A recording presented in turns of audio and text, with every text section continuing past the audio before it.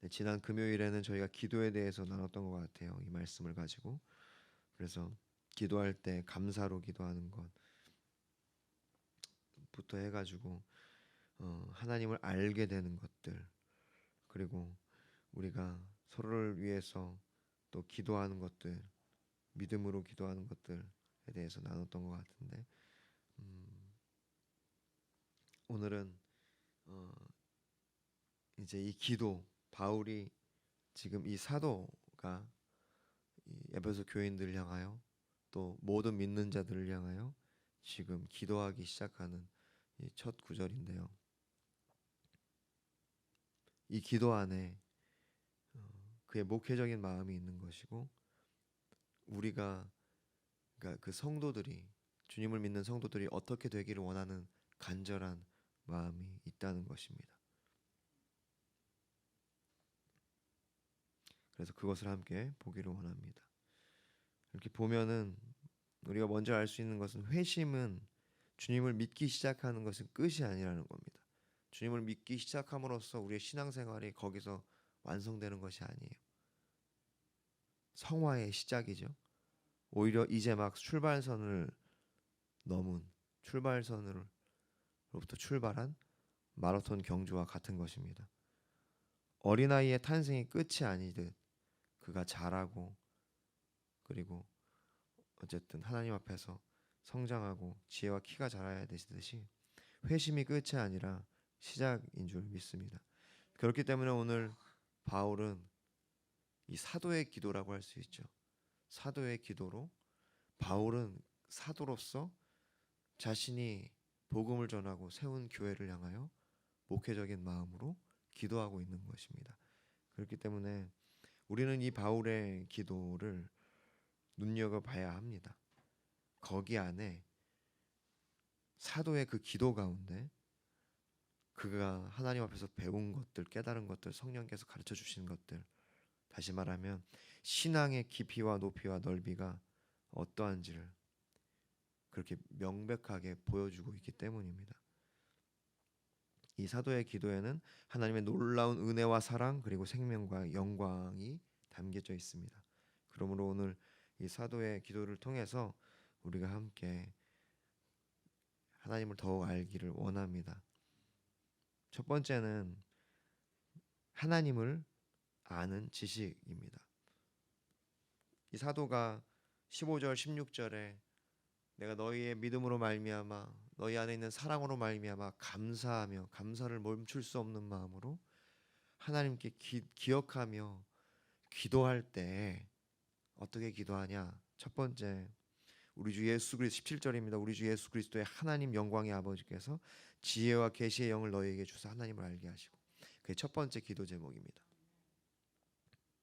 하나님 곧 예수 그리스도의, 우리 주 예수 그리스도의 아버지, 영광의 아버지, 그분이 지혜와 계시의 영을 너에게 주사 첫 번째로는 하나님을 알게 하시기를 원한다 말씀하십니다. 하나님을 아는 지식에 대해서 지금 그가 기도하고 있는 거예요. 하나님을 알게 하시고, 여기서 먼저 우리가 볼 것은, 하나님을 이렇게 하나님을 알게 한다라고 할 때 그 하나님이라는 단어는 이제 사실은 아우토스라는 단어를 쓰고 있는데요. 헬라어로 그것은 그라는 3인칭이에요. 그러니까 우리가 나는 1인칭, 너는 2인칭, 그리고 그는 3인칭입니다. 인칭을 얘기할 때. 그러니까 1인칭 너, 2인칭 너는 잘생겼구나, 2인칭이죠. 너에게 얘기하는 거예요. 그는 잘생겼다, 3인칭이죠. 이제 여기서 얘기하는 아우토스는 3인칭을 얘기하는 건데, 그를 알게 하시고라고 할 때 우리가 먼저 기억할 것은 그라는 지칭하는 것이 하나님 아버지라는 겁니다. 삼위일체 하나님 중에 성부 하나님을 뜻하는 거예요. 첫 번째로는 예수 그리스도를 의미한다고 하면은 그것만 얘기한다면 잘못된 것이라고 주석가들은 얘기합니다. 먼저는 하나님을 아는 지식. 그래서 오늘 번역도 하나님을 알게 하시고라고 되어 있죠. 그러니까 원래는 그를 알게 하시고라고 번역할 수도 있는 것인데 하나님이라는 단어를 쓰고 있다는 겁니다. 하나님 아버지를 뜻하는 것이고요. 그리고 그 이후에 나오는 그 그를 알므로 말미암아 우리가 그 이후 18절부터 나오면은 소망을, 그 부르심의 소망을 깨닫게 되고, 이런 것들이 다 하나님의 예정과 택하심을 뜻하기 때문에 이것은 하나님 아버지를 의미합니다. 본질적으로 하나님을 아는 지식은 영원한 아버지, 즉 그 예수 그리스도의 아버지, 그분을 뜻하는 건데, 그런데 오직 예수 그리스도 안에서만, 예수 그리스도로 말미암아 그것이 가능합니다. 그러니까 하나님을 아는 것은요, 오직 예수 그리스도를 통해서만 알아요. 그러므로 우리가 하나님을 아는 지식은 아버지와 아들을 아는 지식입니다. 첫 번째는 아버지이고요. 예수 그리스도 그 아들을 통해서 우리가 하나님을 아버지를 알게 되는데, 영생은 이것이니 유일하신 참 하나님과 그 보내신 자 예수 그리스도를 아는 것이라. 이것이 하나님을 아는 지식이라는 겁니다. 왜냐하면 이게 방금 말씀은 요한복음 17장 3절 말씀이고요. 요한복음 1장 18절 말씀에 이런 말씀이 있어요. 본래 하나님을 본 사람이 없으되 아버지 품속에 있는 독생하신 하나님이 나타내셨느니라. 예수 그리스도를 의미하거든요. 그러니까 우리가 그러니까 예수 그리스도를 봄으로 말미암아 하나님을 본다는 거예요. 하나님을 본 사람은 없지만 그 예수 그리스도의 얼굴 가운데서 하나님을 알게 된다는 뜻이죠. 하나님을 아는 지식을 예수 그리스도를 통해서 발견하는 겁니다. 그러니까 사실은 우리가 하나님을 안다고 할 때 삼위일체 하나님, 즉 거기서는 구분을 하기가 어려워요. 그러니까 하나님과 예수 그리스도 전부를 아는 것을 의미합니다. 네, 첫 번째로 우리가 이제 교리적으로 기억해야 될 것은 하나님을 안다는 거예요. 하나님 아버지. 이 모든 구속 사역을 예정하시고 그 경륜을 따라서 선택하신 그 하나님 아버지, 자신의 아들을 이 땅에 보내시기로 결정하신 그 하나님을 아버지를 아는 것. 근데 그 동시에 이 땅에 하나님의 형상으로서 우리 가운데 하나님을 본 사람은 없을 때 그 하나님을 보게 하신 예수 그리스도를 아는 것이 그 아버지를 아는 것이라는 거예요. 우리의 지식은 이제 예수 그리스도를 통해서 그분을 알므로 결국 하나님 아버지를 아는 지식입니다. 더 나아가서 여기서 하나님을 알게 하시고라는 단어에서 하나님은 아우토스라고 했죠. 그라는 3인칭을 썼다고 했어요. 알게 한다는 것은 제가 저번에도 얘기했는데 에피그노시스를 사용합니다. 그러니까 그노시스라는 것 이제 자체가 이제 인식, 완전한 식별, 인정, 승인. 그러니까 다시 말해서 식별이 되는 거예요. 파악이 되는 겁니다. 그러니까 우리가 이것이, 그러니까 뭐 빨간색이든 파란색이든 이렇게 이제 생명이 아니면 우리가 인식하잖아요. 그리고 이제 이름표를 보고 너가 안기람이구나 이렇게 인식하잖아요. 이것처럼 우리가 하나님을 인식하는 것이 하나님을 아는 지식이라는 뜻입니다. 그것이 원어적인 표현인데, 그래서 이것은 단순하게 우리가 이론적으로나 관념적으로 어떤 학문적으로 추상적으로 하나님을 아는 것을 의미하지 않아요. 다시 말해서 성경을 읽으면 하나님에 대해서 알게 되거든요. 예수 그리스도의 아버지, 천지를 창조하신 분, 나를 지으신 분, 세상을 만드신 분, 다 똑같은 말이죠.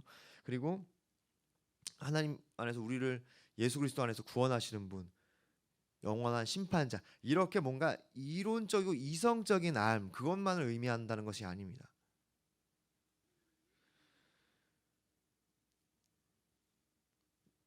여기서 말하는 하나님을 아는 지식은 그런 정보적이고 이론적인 것이 아니라 경험적인 거예요. 경험적인 것. 무슨 말씀이냐면 호세아서 6장 3절, 우리가 지난 금요일에도 봤는데, 그러므로 우리가 여호와를 알자, 힘써 여호와를 알자. 그의 나타나심 새벽빛같이 어김없나니 비와 같이 땅을 적시는 늦은 비와 같이 우리에게 임하시리라 하니라.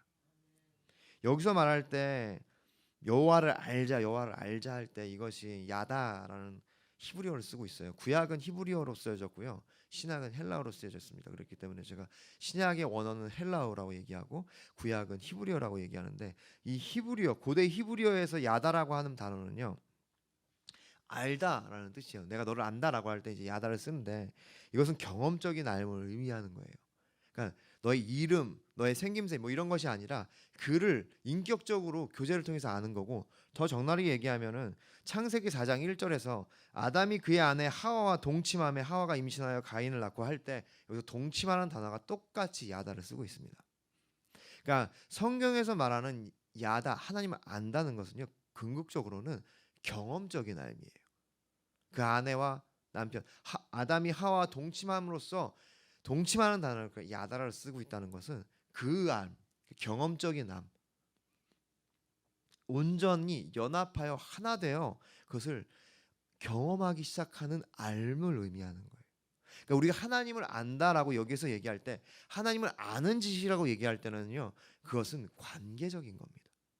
교제, 하나됨, 친밀함. 그것이 바로 하나님을 인식하는 거예요. 우리가 하나님을 의식하고 그의 임재를 의식하는 것을 말합니다. 하나님과 하나됨을 의미합니다. 여러분, 하나님 앞에 무릎을 꿇고 기도할 때 하나님 거기 함께 계심을 여러분 아십니까? 느끼고 계십니까? 사도는 지금 그것을 얘기하는 거예요. 여러분이 하나님을 그렇게 알고 느끼고 하나 되고 경험하는 그 삶을 여러분이 갖기를 원하기를 기도하는 거예요. 단순히 학문적으로 지식적으로 여러분이 하나님이 어떤 분인지를 아는 것이 아니라 여러분이 경험하기를 원한다. 창세기 28장 16절 17절 야곱이 잠이 깨어 이르되 여호와께서 과연 여기 계시거늘 내가 알지 못하였도다. 이에 두려워하여 이르되 두렵도다. 이곳이여 이것은 다름 아닌 하나님의 집이여 하늘 이는 하늘의 문이로다. 야곱이 어떤 느낌이었을까요? 내가 하나님의 전인데 알지 못하였도다. 하나님을 느끼기 시작한 거고 하나님의 영광을 알기 시작한 거죠.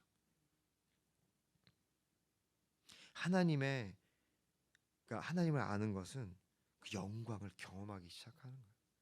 우리가 하나님을 경험적으로 안다는 것은요, 그분을 만날 때 두려움이 생기기 시작하고 내가 내 안에 있는 모든 죄가 주님 앞에 고백되어지기 시작하는, 회개되어지기 시작하는 것입니다.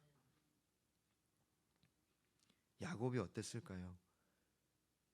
고향을 떠나서 바단 아람 삼촌의 집으로 살기 위해 떠나고 그 광야 같은 그곳을 지나며 밤이 돼서 돌을 하나 취해서 잠을 잤는데 그때 꿈속에서 하나님이 나타나신 그 환상을 봤을 때 그 자고 일어나서 하나님 나와 함께 계시구나.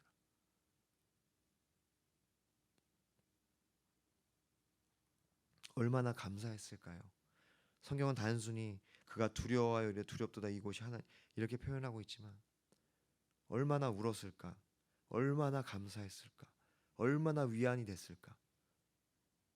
앞날을 알 수 없고 죽음이 자기를 기다릴 수도 있다는 그 생각. 삼촌을 만날 수 있을까? 삼촌의 집까지 갈 수 있을까? 강도나 들짐승을 만나 내가 해함을 당하지 않을까? 그 모든 상황 속에서 그가 여기 하나님이 계시고는 내가 알지 못했다는 그 마음이 들었을 때 밀려오는 그 놀라운 감격과 영광 앞에 그가 두려워하기 시작하고 하나님께 엎드려 감사했죠. 그리고 서원하죠. 주님이 나를 이곳으로 돌아오게 하시면 내가 나의 삶을 주님께 드리고 주님을 섬기겠다고. 여러분 그것이 하나님을 알기 시작하는 것인 줄 믿으시기 바랍니다. 우리의 인생의 삶 가운데 여정 가운데 그 엄습해오는 그 두려움과 보장되지 않은 미래에 대해서 내 가족과 모든 환경 가운데서 우리가 하나님을 만나기 시작할 때 깊은 안정과 평안과 그러한 그 신실함과 반석되심, 요새되심이 내 안에 밀려들어오기 시작하는 것, 그것이 하나님을 아는 것이죠. 욥기 42장 5절 내가 주께 대하여 귀로 듣기만 하였더니 이제는 눈으로 주를 배움나이다. 눈으로 주를 뵙는 것이 주님을 경험적으로 아는 것입니다.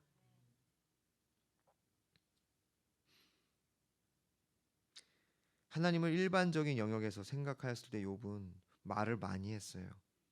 그냥 하나님에 대한 여기서 보면 귀로 듣기만 하였을 때는 그가 하나님께 원망도 하고, 그런데 그가 하나님의 존전 앞에서 내가 주님을 눈으로 본다고 고백하기 시작할 때는 이제 회개하기 시작하고 주님 앞에 자신의 입을 가리기 시작하는 겁니다.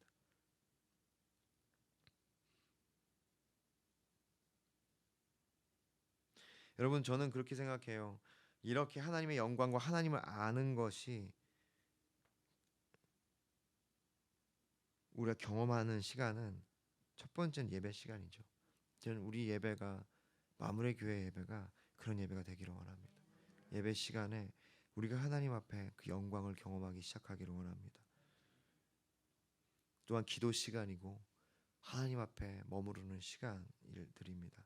묵상 시간이고요. 두 번째, 그러면은 우리가 이렇게 하나님을 어떻게 알 수 있느냐? 사도 바울은 지금 그 하나님을 아는 것에 앞서서 뭘 얘기하고 있냐면 지혜와 계시의 정신을 얘기하고 있어요. 여러분, 욥기 11장 7절, 내가 하나님의 오묘함 어찌 능히 측량하며 전능자를 어찌 온전히 알겠느냐.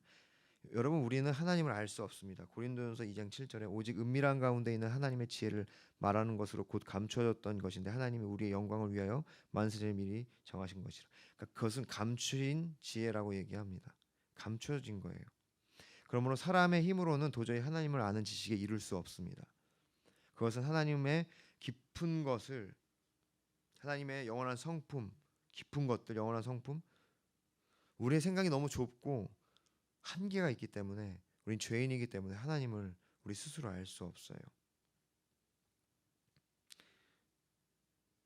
더욱이 어려운 것은 요한복음 4장 24절에서 하나님은 영이시니 예배하는 자가 영과 진리로 예배할지니라. 신령과 그러니까 하나님은 영이시기 때문에 우리는 우리의 지식으로, 우리의 생각으로, 우리의 눈으로 그분을 보면서 뭔가 우리가 그분을 알 수 없다는 겁니다. 오직 성령으로 알 수 있다는 것이죠. 그래서 지금 본문에서 사도 바울은 지혜와 계시의 정신을 간구하고 있어요. 그러니까 이 굉장히 중요합니다. 여러분, 이 예배소서 1장 17절 지혜와 계시의 정신, 이게 이 성경 예배소서 전체의 핵심이에요. 지혜와 계시의 정신. 여러분이 우리가 소망해야 될 것은요, 이 지혜와 계시의 정신입니다. 지혜와 계시의 정신이 우리 가운데 부어지기 시작하면 우리는 하나님을 아는 것이 경험적으로 알기 시작합니다. 지혜와 계시의 정신. 여러분, 이 축복을 여러분이 마음속 깊이 여러분 신비에 새기시기를 소망합니다. 지혜와 계시의 정신을 소망하십시오. 그것은 성령의 역사를 말하죠. 푸뉴마, 정신이라고 표현한 그 원어는 푸뉴마예요. 푸뉴마는 그리스도의 영, 성령. 원래 공기의 흐름, 미풍, 숨이라는 거예요. 푸뉴마는. 그러니까 그것은 그리스도의 영이고 성령을 의미합니다. 성경에서는. 그리고 지혜가 있고 계시, 드러남, 계시하다, 명시하다. 성령으로 말미암아, 그러니까 성령이에요. 지혜와 계시의 정신은 성령을 의미합니다. 성령의 역사. 고린도전서 2장 10절, 오직 하나님이 성령으로 이것들을 우리에게 보이셨으니 성령은 모든 것 곧 하나님의 깊은 것까지도 통달하시느니라. 오직 그 지혜와 계시의 정신, 즉 성령만이 우리로 하여금 하나님을 알게 하십니다. 그래서 여러분, 지혜와 계시의 정신을 늘 간구하십시오. 오늘 사도 바울은 그의 기도에 있어서 첫 번째로 주 예수 그리스도의 아버지, 그러니까 하나님 영광의 아버지께 첫 번째 성도들을 위해 구했던 것이 뭐냐면요, 지혜와 계시의 정신이에요. 이것이 핵심입니다. 지혜와 계시의 정신이 우리로 하여금 하나님을 알게 하고 하나님을 깨닫게 하고 경험하게 하고 하나 되게 하고 그분 안에서 우리가 영광을 보게 한다는 거예요. 예배 안에서 지혜와 계시의 정신이 우리 가운데 역사할 때만이 우리가 그분을 보기 시작하고 보이지 않는 하나님을 영광으로 만나기 시작한다는 겁니다. 프로테스탄트 우리를 얘기해요. 이렇게 개신교 개혁자들은 늘 그 성령의 이중적인 기름 부으심이 있다고 했습니다. 그러니까 성령의 기름 부으심을 설명할 때 이중적인 기름 부으심을 얘기했는데 말씀의 앞에서 첫 번째는 테스티모니움 스피리투스 엑스터미스 이런 건데 이게 이제 그 라틴어예요. 다시 말해서 첫 번째 이중적인 기름 부으심 중에 성령의 역사 중에 첫 번째는 그 말씀 안에 계신 성령이에요. 그러니까 그 성경 기자들이 성령의 충만함으로 성령의 감동으로 말씀을 기록했기 때문에 말씀 안에 성령이 계시고 이 말씀 자체 안에 성령의 역사가 있다는 거예요. 그것이 첫 번째 기름 부으심입니다. 그러니까 이 말씀 자체가 성령의 역사고 이것이 우리 가운데 하나님의 메시지고 하나님의 그 축복이에요. 믿으십니까? 두 번째로 그것이 이제 제가 발음이 안 좋으니까 하지 않을게요. 아까 이제 테스트모님 또 뭐 이렇게 스피처 인터무스 이렇게 하는 건데 그게 뭐냐면 이제는 그 성령이 우리 안에 역사하시는 거예요. 우리가 그것을 읽을 때 우리 안에 역사하셔서 그것을 깨닫게 하신다는 겁니다. 그러니까 성경 자체 안에 성령의 역사가 있고 성령의 기름 부심이 있고 그것을 내가 읽을 때 지혜와 계시의 정신, 지혜와 계시의 그 성령의 능력으로 내가 하나님을 알게 되는 깨달음이 있다. 이 두 가지 이중적 기름 부심을 얘기했다는 거예요. 할렐루야. 그러므로 여러분 여기서 또 설명하기를 지혜의 정신, 그러니까 지혜와 계시할 때 지혜는요. 그렇게 성경 안에 이미 하나님께서 기름 부으신 그 성령의 역사를 얘기하고요. 계시의 정신, 계시의 그 성령은 우리 가운데 이것을 읽을 때 우리 안에 다시 한번 우리 인생 가운데 그 말씀의 뜻과 깊이를 계시하기 시작하신다는 것, 보여주기 시작하시는 기름 부으심을 의미합니다. 그러므로 여러분 이 지혜와 계시의 정신을 간구하십시오. 여러분이 이 지혜와 계시의 정신으로 말미암아 여러분이 이 말씀을 읽을 때 예배 드릴 때 주님 앞에 나아갈 때 하나님께서 하나님을 아는 지식으로 여러분을 채우시기를 소망합니다. 말씀을 맺겠습니다. 오늘 우리가 앞절에 예배를 시작하면서 읽었죠. 시편 34편 8절 너희는 여호와의 선하심을 맛보아할지어다. 그에게 피하는 자는 복이 있도다. 여러분 우리가 하나님을 경험적으로 알고 만나고 그분을 알아야 합니다. 오늘날 기독교가 힘이 없는 이유는요. 우리가 하나님을 관념과 종교 의식과 종교 행위와 종교적인 어떤 세레모니에 가뒀기 때문이에요. 내가 이 종교를 떠나서 내가 일상에 들어갔을 때는 어쩌면은 아무 의미 없이 내가 살아가기 시작하기 때문이에요. 근데 오늘 성경은 너희는 여호와의 선하심을 맛보아할지어다. 그 선하심은요. 우리의 삶과 뗄래야 뗄 수가 없어요. 여러분이 하나님의 선하심을 언제 가장 많이 느끼냐면 여러분의 삶에 하나님의 역사가 필요한, 하나님의 도우심이 필요한, 하나님을 의지할 수밖에 없는 그 영역 가운데 하나님의 선하심이 나타나기 시작할 때 우리가 하나님의 선하심을 맛보기 시작한다는 거예요. 그래서 성경 기자는 하나님의 선하심을 맛보아 알아라 라고 하면서 뭐라고 하냐면 그에게 피하는 자는 복이 있다라고 하신 거예요. 하나님의 선하심을 맛보아 알려면 그분께서 피해야 합니다. 그분께 소망을 둬야 돼요. 할렐루야. 지혜와 계시의 정신을 간구하십시오. 그분께 피하시고 그분께 소망을 두며 지혜와 계시의 정신을 간구하세요. 그 성령의 능력으로 말미암아 내가 이 상황과 이 삶 가운데서 하나님을 알게 하여 주시옵소서. 하나님을 만나게 하여 주시옵소서. 하나님의 선하심을 보게 하여 주시옵소서. 내가 이제 귀로만 듣던 그 하나님을 내 삶 가운데서 선하신 하나님으로 경험하게 하여 주시옵소서. 소망하는 마음으로 함께 다시 한번 기도하기를 원합니다.